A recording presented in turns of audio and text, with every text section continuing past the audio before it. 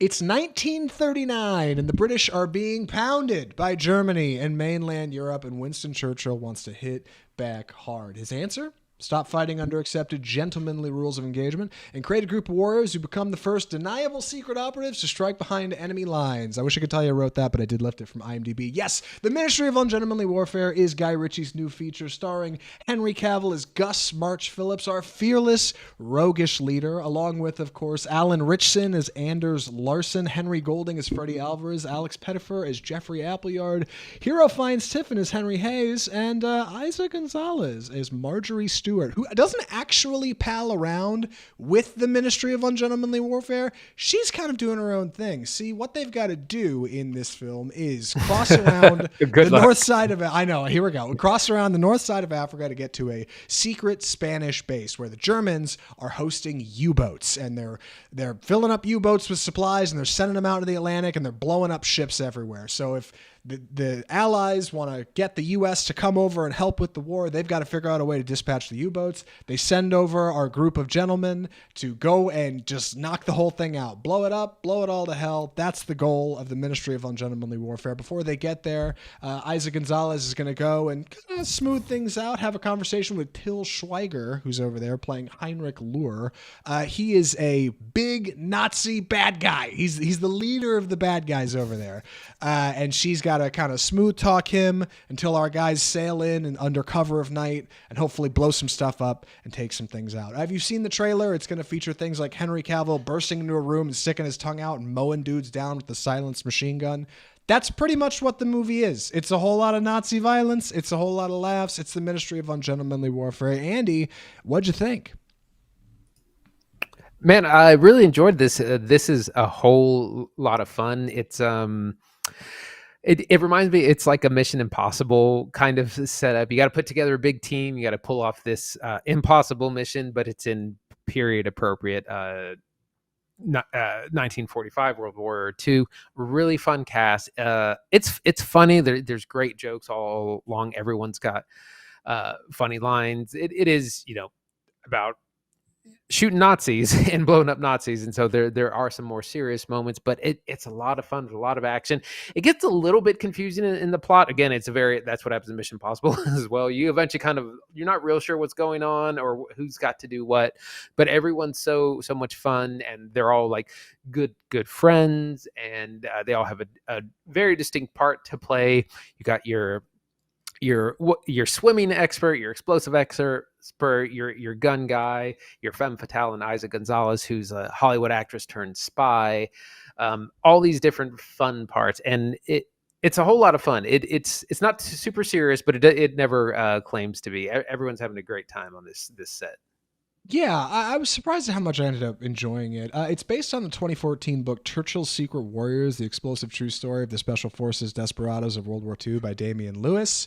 I kind of forgot that it was based on a true story. I guess I kind of walked into the theater thinking it was going to be more of like a like Tarantino's Inglourious Bastards kind of film, right? Like a bunch of fun Nazi killing, but characters who are ultimately just as human as everybody else. And uniquely, Ministry of Ungentlemanly Warfare doesn't go that way. It leans more into the kind of the wacky comedy side of things. Like our characters are less Inglourious Bastards and more like Looney Tunes.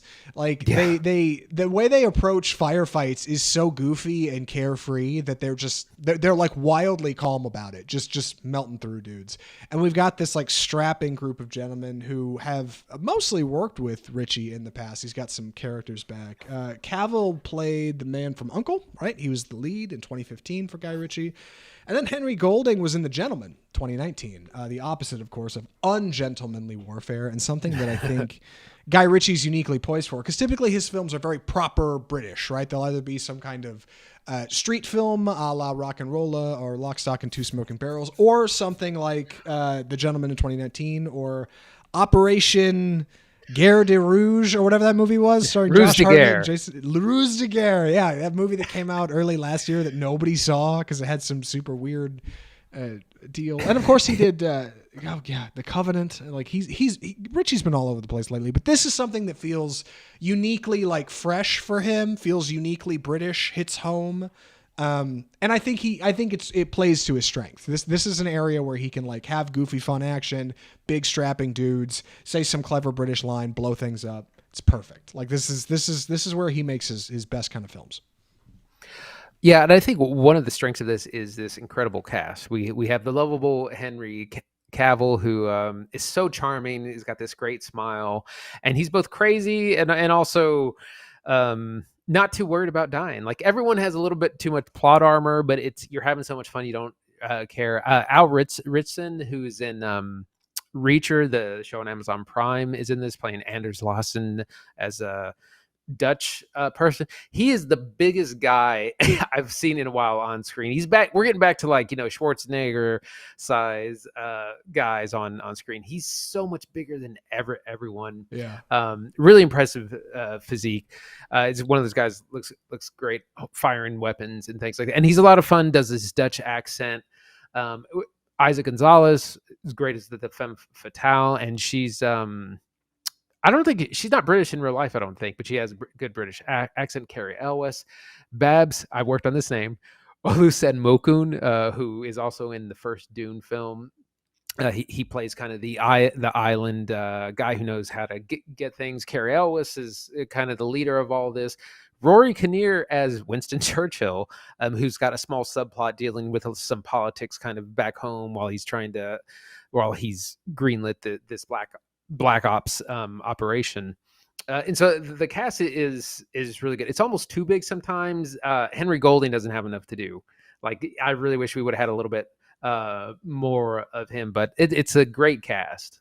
Henry Golding needs more lead work. Like I think he got done dirty by that second G.I. Joe movie, G.I. Joe Snake Eyes, which he was the lead for. And I think it underperformed, but like kid's got leading man energy. He should get more work. Also, Till Schweiger, who plays our villain Nazi, very sweaty, very gross, big German. I totally forgot. He's one of the Inglourious Bastards in the Tarantino film. Like he's one of the good guys in that movie. So like nice to see him take a turn over here. And our last kind of Ministry of Ungentlemanly Warfare man, Hero Fiennes Tiffin plays Henry Hayes. He's kind of our young shipwright, like keeps the ship moving for the guys, keeps them on track. I couldn't figure out where I knew him from. He is Ray Fiennes' nephew. That's the gag. So like Ray Fiennes couldn't be in the movie, like he's been in previous Guy Ritchie pictures, but he was like, "Hey, I got some work for you. I know a kid who could be on set a few days." So there you go. That's your Ministry. The film's kind of structured funny. It works good for where it's at. You've got kind of like these three big action pieces through each act, usually towards the end of each one, leading into the next one. But our kind of group of core dudes, they're on a boat most of the movie, which is a little weird. The film opens, they kind of get together, we learn a little bit how they work, but then for the most part, they're sailing around Africa. That's most of what they're doing in this movie. They do stop at a base to pick up a friend, which is good stuff, and one of the better sequences of the film. But then a lot of it, they're kind of on the back burner, while Isa Gonzalez and Babs, can you give me that name again, Andy? Olusen Mokun. Also worth mentioning, he's in Book of Clarence. Only actor who's in both the movies we're covering today. Yeah. Right, shout out. Yeah. Great role in that.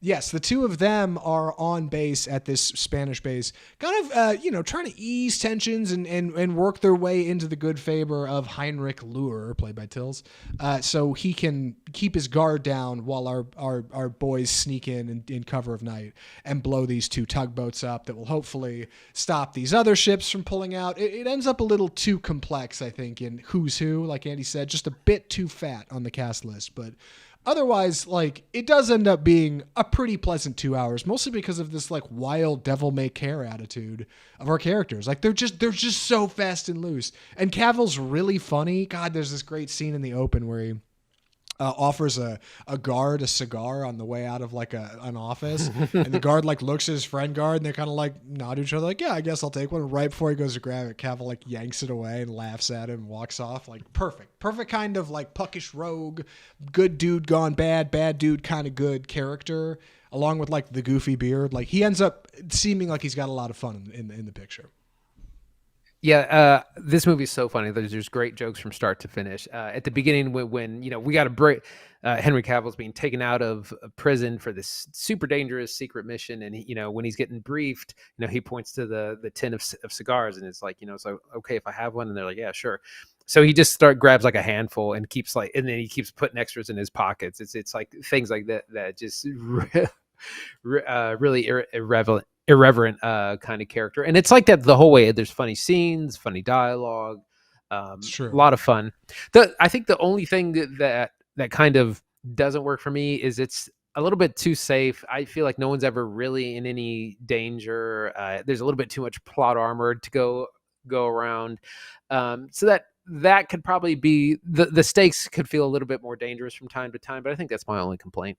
Yeah, like that's what I mean by that devil may care kind of attitude. Like on the one hand, it's fun to watch our characters just like dominate a bunch of enemy soldiers, but on the other hand, like dude, they kill so many Nazis in here. I had to go back and check, like when we put the trailer footage together for the package we're running. If you're watching on video, you can see it, and make sure like there was nothing particularly violent in the first 30 seconds, just so we could upload it to YouTube. I'm not even sure I got on there in the first place. Like it is a wildly violent picture, but you're never really concerned for our guys. And I figured, okay, well, in the third act, it'll really get dicey, right? Like when they actually get to this base and they meet the big bad and like the 300 German soldiers that are all there, that's when it's going to get gross. And it does, like, it kind of turns into this montage-y kind of sequence, which is good and has some tension. But like, I think the movie's really not making an effort to stress the viewer on the hazards that our characters are experiencing. It's much more like kick back, relax, just put popcorn in your mouth and keep watching the feature. And like in that way, it's fun. Like it's exactly the kind of fun I think it's exactly the kind of tone I think a movie like this needs to have. It's not too serious. It's a bit self-aware. It knows what it's doing. And yeah, like I said, paced kind of oddly, a little long. I think it's just over 2 hours. Now 2 hours flat. I'm sorry, but otherwise like not too shabby. Not many thoughts on the soundtrack. And Andy, what else you got? Yeah, the soundtrack is fun as well. We have good tunes along the way. Again, if you've seen some of his earlier work, things like Lock, Stock, and Two Smoking Barrels or Snatch, it's kind of a spiritual successor in that way, where we have a big cast of wild characters having fun from start to finish. Yeah. Oh, one more thing. Lots of sunlight. Lots of shooting outdoors. Lots of shooting on water. It was nice. Andy and I go see a lot of movies for this podcast. We're definitely used to seeing green screens, so it's really nice to like see a movie where they're like actually out filming in the sun. You know, I appreciate it. Book of Clarence also has a lot of that. So, Andy, would you recommend the Ministry of Ungentlemanly Warfare? Yeah, I would. It's a ton of fun. Really good cast. Again, Henry Cavill, Alan Richson, Isaac Gonzalez, Babs Olusunmukun, Gary Elwitz, Henry Golding, and more. There's action from start to finish. We're hurting Nazis all day long. It's a great time. The only thing again is that it plays it a little too safe. Or I don't feel like our characters are ever in any real danger. But outside of that, it's a fun time, great time at the movies. Yeah, I'm in the same boat. Lots of fun. I don't mean to say it's the kind of movie you watch while you got your laundry on, but when it inevitably comes to streaming, throw it on. You'll have a good time. And if you get bored in the middle of it, it won't be long before you're tuned right back in. Like good pacing, brings the action in when it needs to. Funny. Cavill's really great. Richson's really great. You should definitely check out Ministry of Ungentlemanly Warfare. I can't believe it, Andy. We're recommending a Guy Ritchie film in 2024. Bananas. But it's not bad. It's really not a bad time. I'm kind of impressed. I hope he turns out more features like this. With that, we should move into our next segment. Andy, what do we call this? It's time for the death of cinema.